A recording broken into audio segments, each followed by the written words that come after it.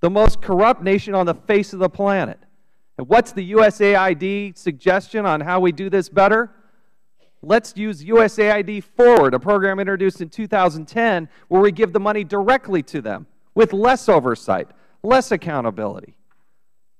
How can that be? Their goal is 30% just in direct payments. Mr. Chairman, we have done extensive hearings in conjunction with Mr. Tierney, who shares this passion as well, on petroleum, oil, and lubricants, where the Department of Defense wants to increase the direct payments from $333 million to $555 million, and don't have any receipts. In fact, they shredded the receipts to try to justify the increase in payments. We investigated Daywood Hospital, $150 million stolen. The list goes on and on. We need to have faith in the process. Now, Mr. Chairman, you and I very recently had a discussion about corruption in Afghanistan and the major impact of the Kabul bank scandal. As you're aware, the Kabul bank was the largest bank in Afghanistan that held a substantial amount of Afghan salaries.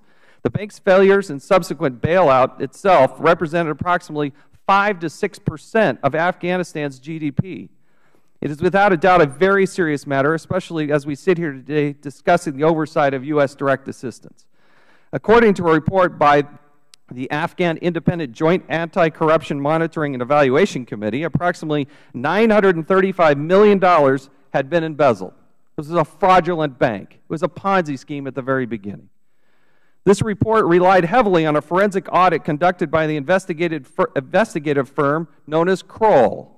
During my travels to Afghanistan last November, I met with State Department officials who told me they had seen the Kroll report, but they did not have possession of it.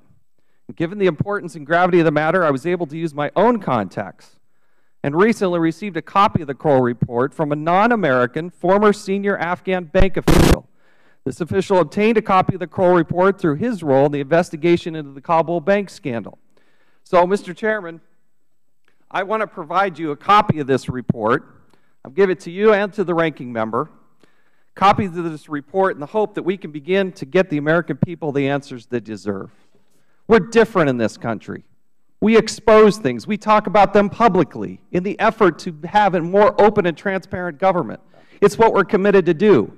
And, Mr. Chairman, I am so frustrated that the USAID, the group that's supposed to be out there sharing the wealth of the American people, the generosity of the American people, knowing that this is one of the most corrupt governments on the face of the planet, they want to increase the direct payments.